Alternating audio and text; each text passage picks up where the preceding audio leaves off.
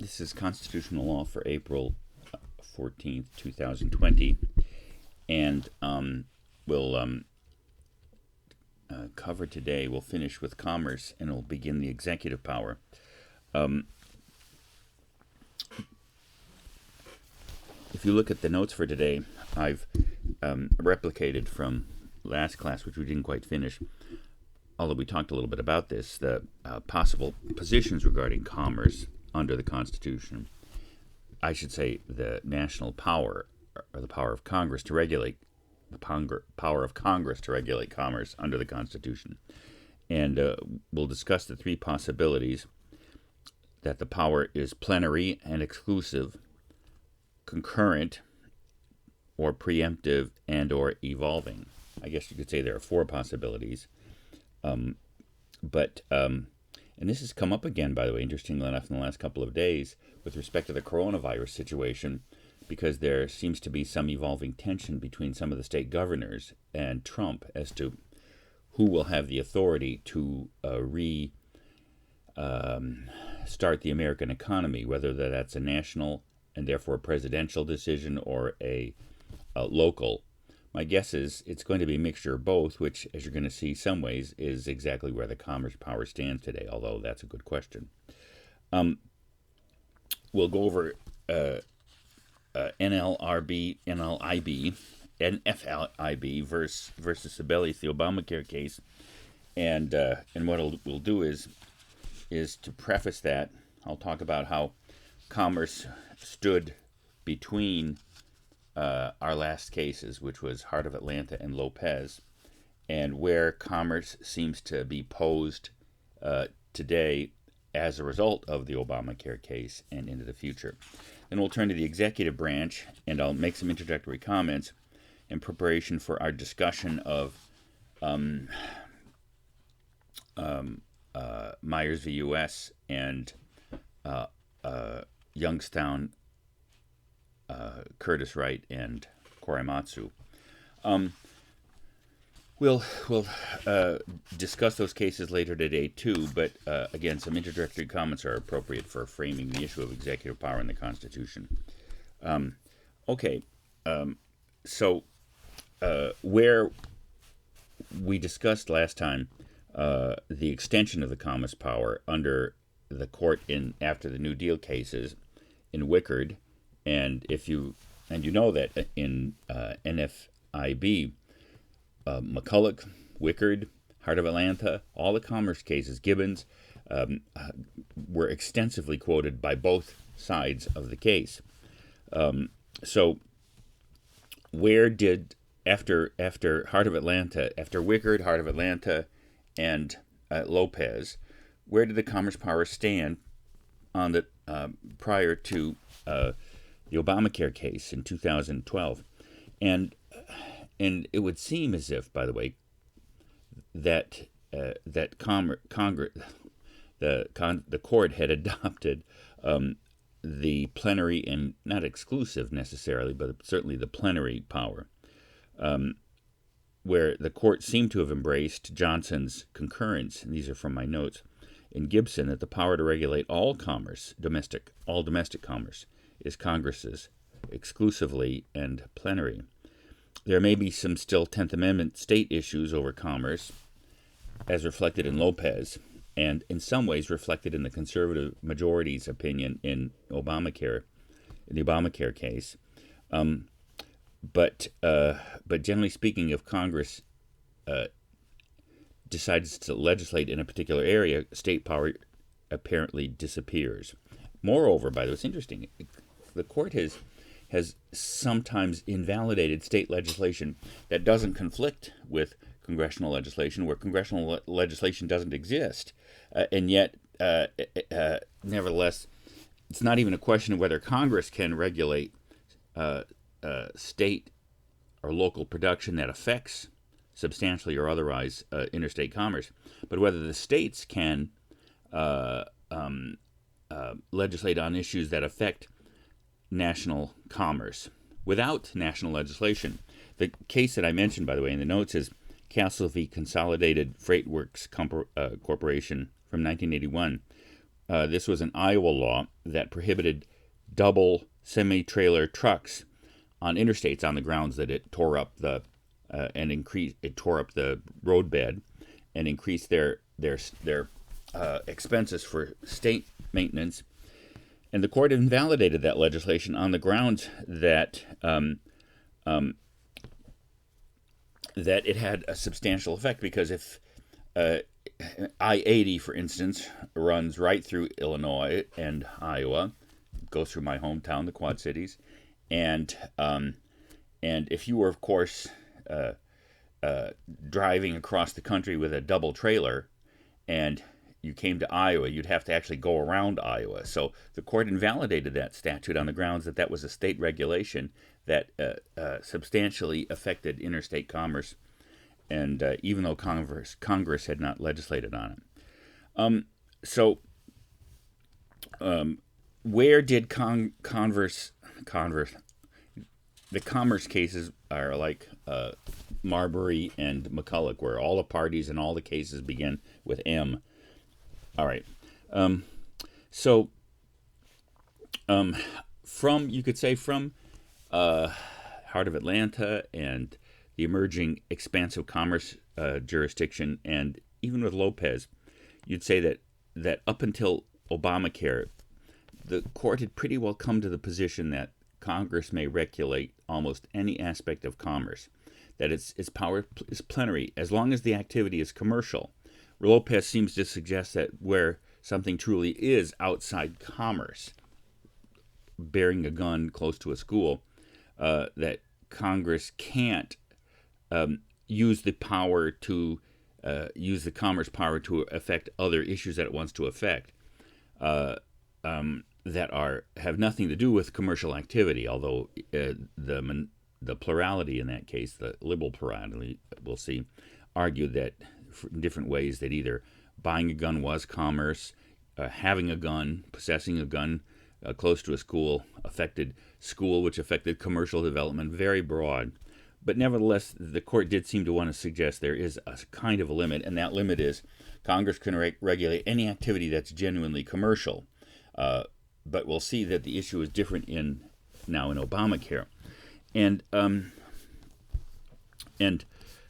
So we'll discuss the case, but then if you look on the notes and see, where does commerce stand now after Obamacare, and where is it headed? Because don't forget, there was a conservative majority to invalidate Obamacare on the grounds of the Commerce Clause. Now, that's been mooted to some degree because Congress, when it passed the tax reform 2 years ago, it eliminated the individual mandate. So, as we'll see in the discussion of the case, what seemed to split the court was the question of could Congress require, did the individual mandate so extend Congress's commercial power that it fundamentally transformed the nature of the national government's power and its relationship to the individual. If you're looking at C, here's how it seems to come down. So did Obamacare represent a new extension of the power of the national government? And the yes answer to that, from Roberts, from Scalia, from Alito, and Kennedy and Thomas, is it did. The requirement of the individual mandate, which required an individual to purchase private health insurance, fundamentally transformed the nature of the national government's power. How so? In order to understand that, there's a concept that has been that's part of our jurisprudence and constitutional system that goes back to the beginning, and it's a 10th Amendment issue. And you'll see that this was the primary concern, I think, of the so-called conservative majority that thought that Congress had gone too far in the commerce power. And that's the concept of police power. Now, what is police power? Remember, the 10th Amendment says that the states have all the power that the national government doesn't have. So anything that is not legitimately a national government power is reserved to the states. And the states, as we've mentioned before, don't need an enumeration of powers because they have all the residual power that governments would normally have. So the police power refers to a state's ability or power to regulate the health, welfare, safety, and morals. When we turn to privacy jurisprudence in some of the last cases we'll read in the course, the concept of the right of privacy seems to undermine states' ability to regulate morality, or at least certain kinds of morality. But so in some ways, the idea is, and as we saw from McCulloch and subsequent cases, the national government's power is supreme, but it's limited. It's limited to a certain sphere. The national government doesn't have the power to regulate all things in society. That's part of the limited nature of our government under the Constitution. And the way that the majority put it is, if we let Congress do this, then in essence, it's yes. By the way, don't forget the analogy to states, where states can require individuals to purchase, say, liability insurance to drive cars. Part of the debate between the two sides of the court was, are the people of a state actively involved in commerce when they, and therefore you can require them, that is to say, to buy a car and to operate a car. The state can require individuals to purchase car insurance, liability insurance at least, and but again, that's part of the state's power to regulate the health, welfare, and safety of its citizens. It's not, strictly speaking, a regulation of commerce. It's again, it's within that broad residual state police power area. So for the majority in Obamacare, they thought that in attaching the requirement to purchase something, that not only had Congress not, the specific issue was, did it extend regulation into I should say this, was it simply regulating commerce, or was it actually creating a new kind of national power under police power using the commerce power, therefore transforming the commerce power into, in fact, a national kind of police power, which and the majority, of course, argued that that's exactly what was happening, and that created a new situation in American history, unprecedented. And that term was tossed around a lot during the Obamacare case, unprecedented. And even Roberts, who says, yeah, there's a first time for everything, but under the Constitution, if there's a first time, we have to be a little suspicious about it. All parties on the court admitted that this was unprecedented, the amount of regulation involved. But the difference of opinion was it unprecedented in the sense that it fundamentally changed the nature of our government, or was it unprecedented simply because it was an unprecedented but appropriate, necessary, and proper adjustment to the reality of the national healthcare market? That was, of course, the four so-called liberal justices: Ginsburg, Sotomayor, Breyer, and Kagan. So the specific issue with respect to the individual mandate under the Commerce Clause was reflecting Gibbons, because remember what Marshall does in Gibbons. He goes through each part of the Commerce Clause and says, well, first of all, the Commerce Clause is an enumeration, and there must be some area of commerce that isn't under Congress's power, or else the Commerce Clause would simply have said Congress shall have the power to regulate commerce. Instead, it says with foreign nations, with Indian tribes, and among the states. So Marshall's dictum, as we saw, is what opened up the whole century and a half of commercial of the court's jurisprudence, which held, well, no, there are these two separable realms of interstate and interstate commerce. That's probably been abandoned pretty much, at least after the New Deal, as we saw in Wickard and Heart of Atlanta. Not completely in Lopez, but that's why Obamacare seemed to represent such an important case. So to go back to Gibbons, Marshall tells you what commerce is. It's not just exchange of goods. It's also navigation, and as we saw, the court extended that to production and activities of the state that affect directly or indirectly or substantially interstate commerce. So Marshall also tells you what among the states is. It can't just be between state borders, because that would mean that the power to regulate commerce would be like 1 centimeter wide, where the border of one state meets another. It obviously involves activity that starts in one state and extends to another. Now, what the extent of that is, we've seen that's where the court divided and unified and divided over 2 centuries. But Marshall also says, what does the power to regulate mean? It means to prescribe the rule for, and that specifically is what the majority in National Federation of Independent Businesses says it's not doing. Regulating commerce is not the same thing as creating commerce. Congress can regulate activity that already comes into existence prior to that, but it cannot compel individuals to begin commercial activity.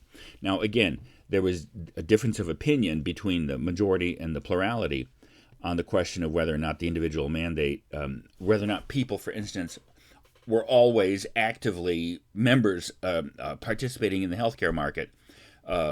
And there was debate about whether that's true or not, or whether that's like a driver in a state purchasing a car, etc. But here the fundamental question isn't just whether this is beyond regulation. The majority thinks that if you let this stand, Congress now can regulate everything in American life. That it somehow changes the nature of the national government's power.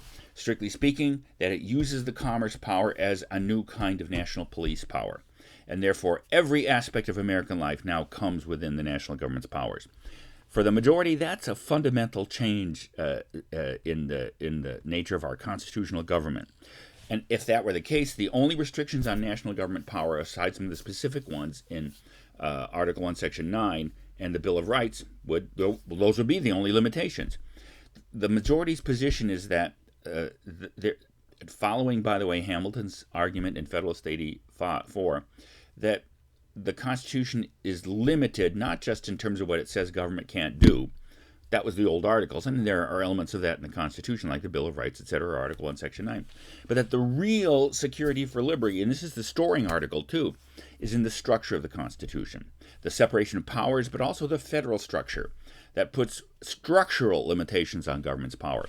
So the majority, I think, thinks that Obamacare isn't just, as the plurality sees it, the individual mandate is a necessary and proper, very broad means to create and regulate the national healthcare market. This is a new kind of power under the national government, and therefore they're drawing the limit. So where does commerce stand now? Where will it go? I think probably all kinds of issues will pose that in the future. You'd have to say now that the court understands that Congress can regulate now almost anything that can be called commercial activity on any level. Whether or not there is this fundamental structural limit on that power, that means that Congress can regulate almost everything, but not everything. And that's not just a difference of degree, it's a difference of kind. That was the big difference, again, between the majority and the plurality, and I think that's probably where things stand now and where the question will stand in the future. Again, just to sum up the majority's position, if you let this happen, that Congress can compel individuals to enter into commerce, for whatever reasons, whether it's to make them lose weight by eating more broccoli. That was Scalia's big thing in oral discussion. He says, are you going to tell me the national government can tell people to eat broccoli? Well, I don't like broccoli. Well, I do like broccoli, so there. And that was his analogy to purchasing health care. So the problem is, if Congress can do that, the commerce power has become police power. And the enumeration of powers is now a dead letter in constitutional interpretation. The plurality rejects that, and as we saw, argues that Congress can regulate anything that plausibly belongs to, affects, or is affected by the interstate commerce. And in this case, the national health insurance market required expanding the risk pool by compelling healthy people to enter into it. Now, there was the whole tax versus penalty thing. We'll discuss that in class. That's actually, of course, what saved the act. All right. Executive power in the Constitution. If you're looking at the notes, first, under A, I just quoted essentially Article 2. Article 2 is pretty short. Article 3 is shorter. But Article 1 is very long, of course, with 10 sections. And you'll see the reason I put the enumeration, I jumped ahead. The reason I put Article 2 there is the first great debate that emerged in our constitutional system over executive power was the nature of Article 2. So if you're turning the page, that emerged in the Pacificus Helvetius debate. Now, if you had my presidency class, this is all old hat to you. We'll see that the great architects of the executive power in the Constitution were Alexander Hamilton and James Madison, James Wilson to some degree, and Gouverneur Morris in the Constitutional Convention. In my presidency class, we explore that more. I'm more interested in Hamilton and Madison right now because their agreement and disagreement over critical aspects of executive power is one of the most interesting aspects of the founding. And, by the way, one of the reasons why I'm not simply an originalist, as that concept has been defined by Justice Scalia and other originalists, in the sense that whatever the framers thought about the Constitution is what we should be guided by in interpreting it. One problem is one, they often disagreed on fundamental things. So there is a certain sense in which you can't simply recreate the framers' intention, given their substantial disagreement, although oftentimes that disagreement occurs within pretty clear parameters. But they often change their own mind. And so as you'll see on the question, and I've divided the cases we're reading essentially into two broad groups: the nature of executive power and the power of the president over the executive branch, as essentially reflected in the removal question, as we'll see, and then the broad issue of foreign affairs and war. Madison and Hamilton agreed pretty substantially over the first issue, that one of the great defects in the Articles and in the state governments under the Articles was the general absence of executive power or its poor construction, and part of the solution in the Constitution was to create a strong and independent and somewhat novel Republican constitutional executive. And that part of that was critical, part of that reform, as we'll see, this is reflected in the great debate in Myers between Taft and Brandeis. What was the purpose of the separation of powers? There's no question the main purpose of the separation. No, I just overspoke myself. That one purpose, a core purpose, was the prevention of tyranny by preventing that concentration of all powers, which the framers, following Montesquieu, defined as tyranny. So, sure, the separation of powers protects against tyranny. But Taft, in some ways, following Madison and Hamilton, also argued that part of the separation of powers was efficiency, was to the problem of the Articles of Confederation wasn't just that they were weak, but they were inefficient. And in some ways, the creation of the presidency remedied the fact that there was no coherent execution or administration of the government, but also one of the core arguments for the unitary, for the single executive was, when it comes to the executive power, you need some single person, not only for obvious things like speed and efficiency and quickness of decision, but the centralization of responsibility, as reflected in Harry Truman's great epigram that he put on his desk. The buck stops here.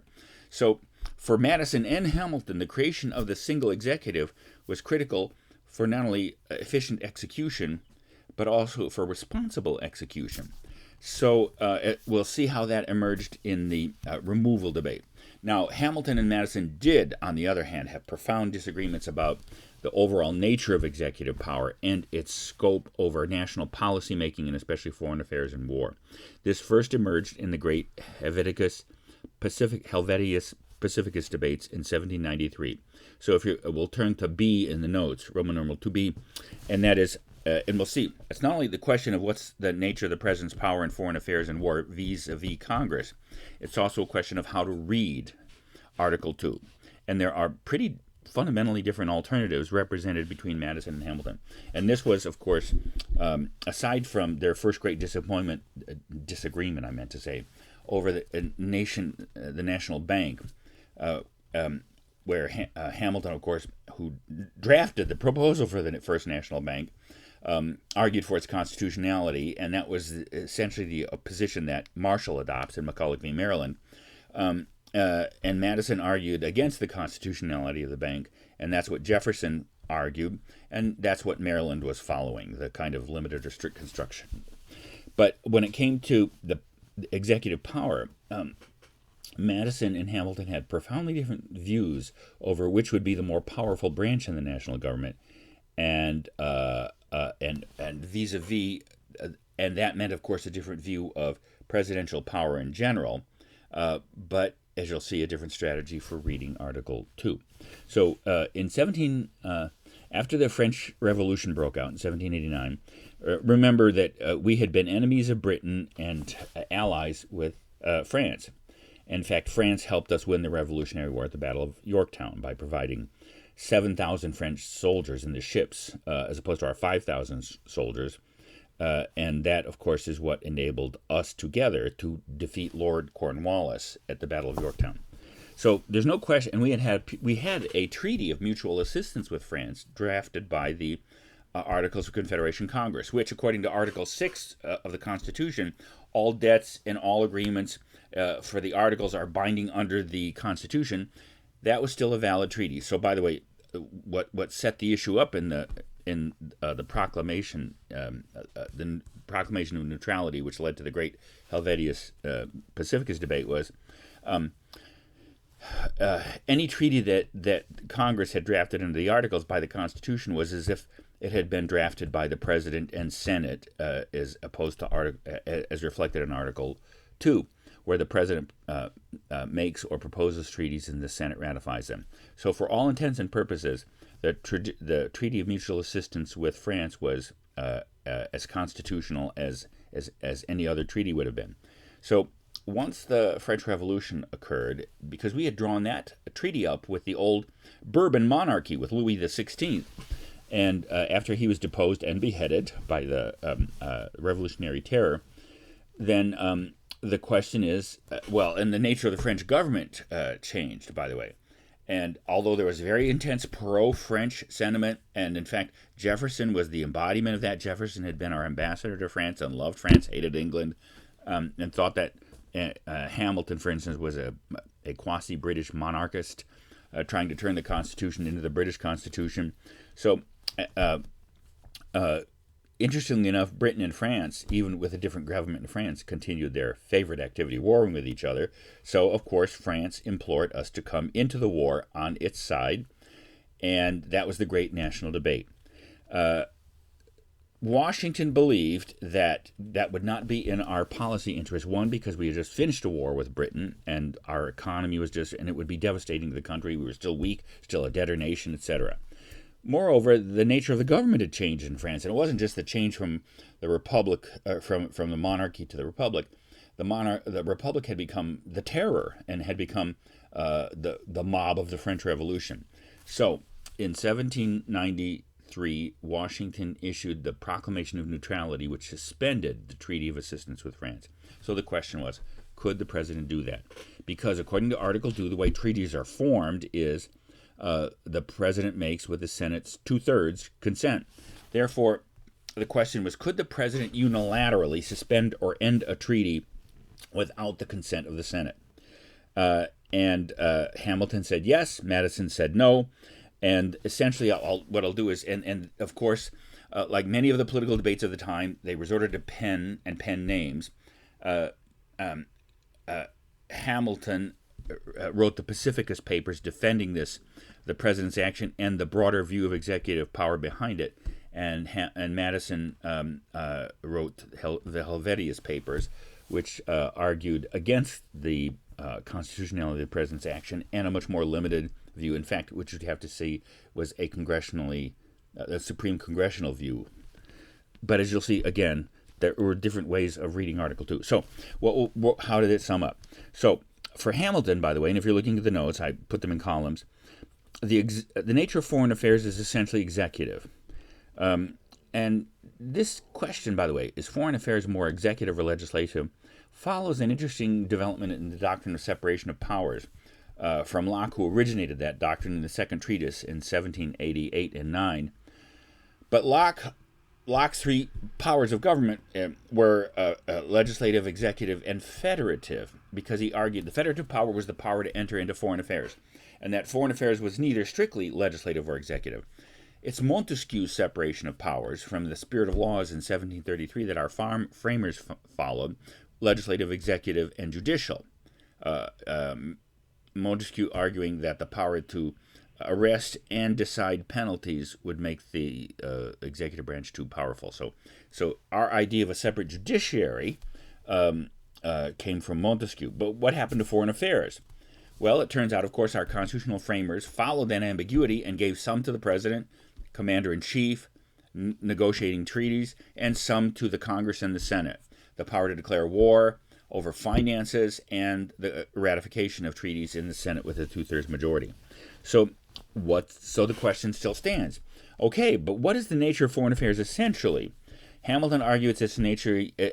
Foreign affairs is so different from domestic affairs, and that's where the executive power, with its flexibility and its secrecy and its dispatch and its capacity for active decision, was much more at the heart of.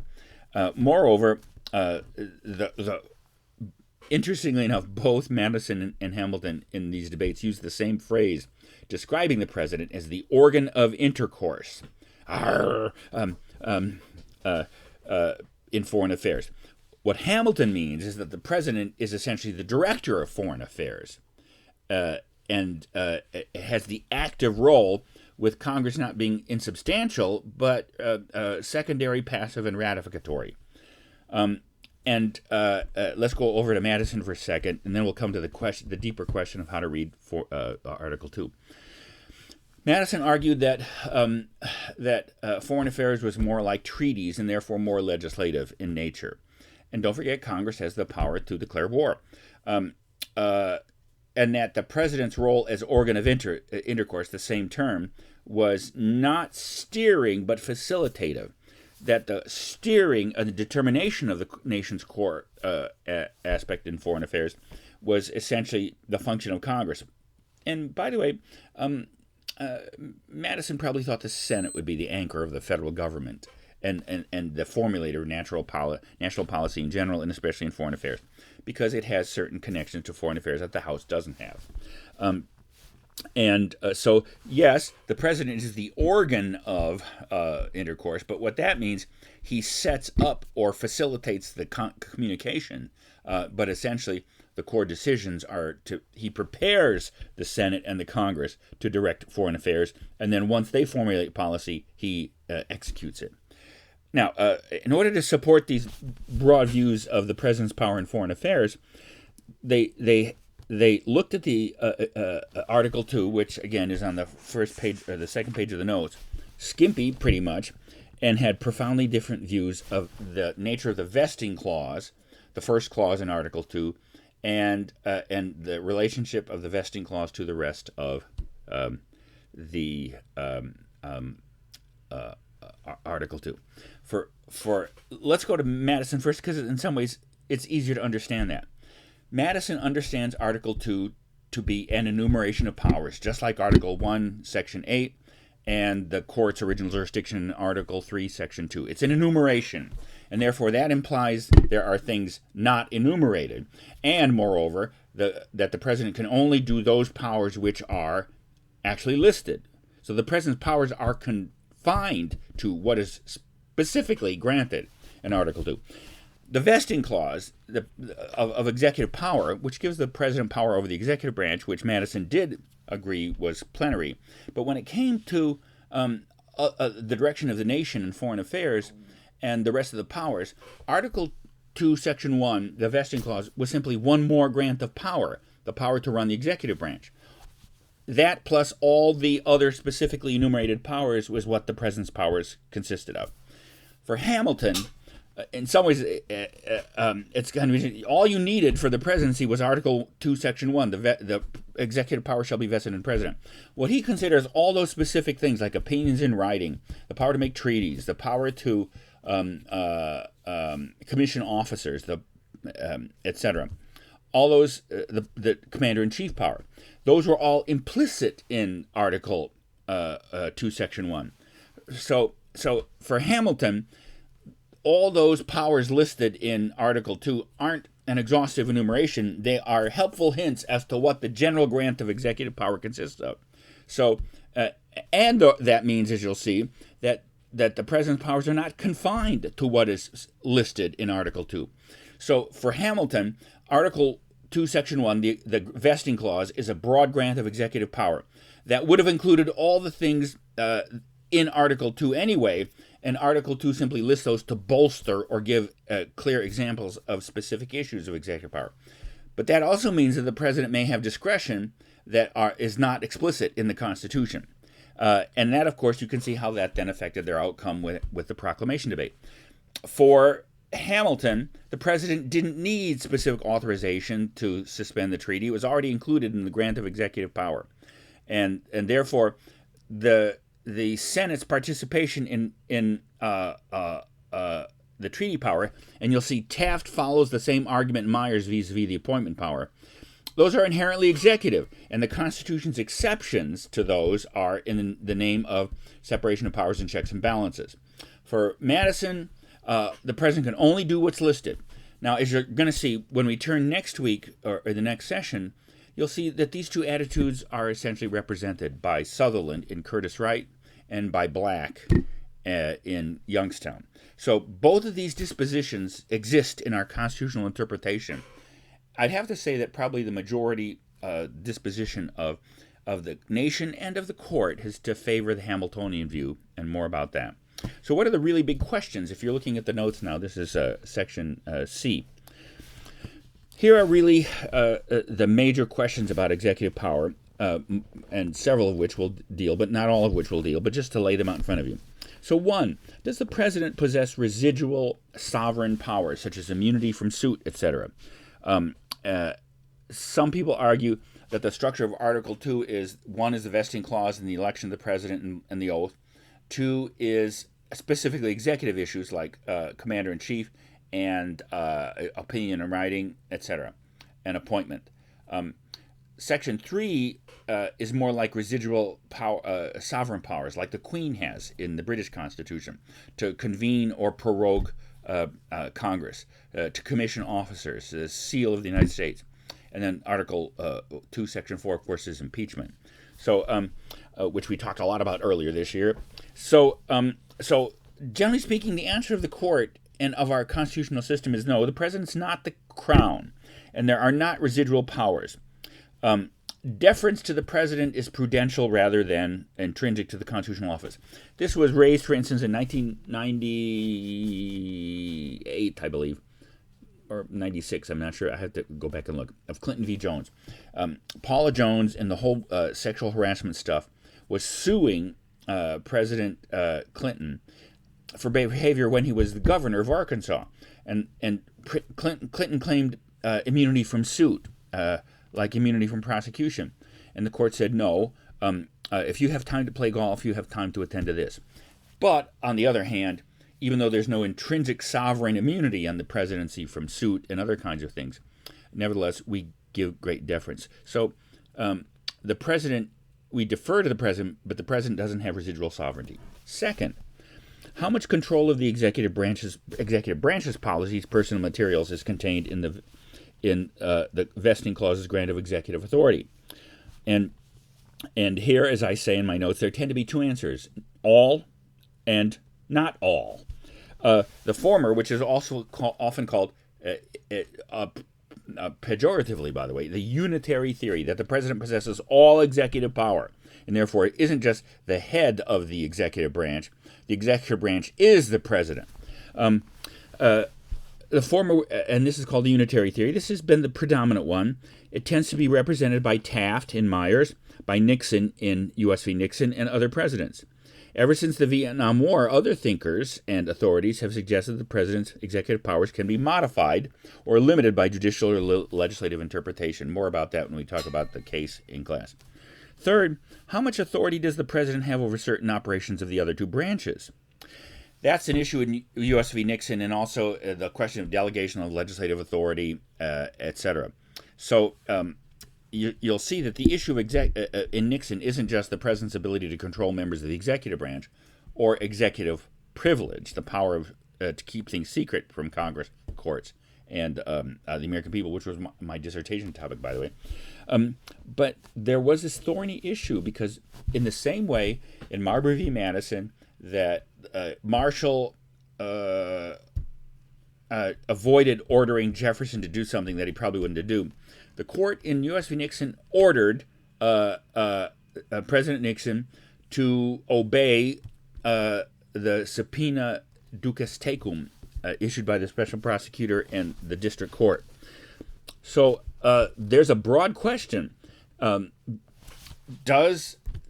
this is connected to the question of the court's judicial power and judicial review that we turned initially in the course. Is the court the only source of constitutional definition and authority?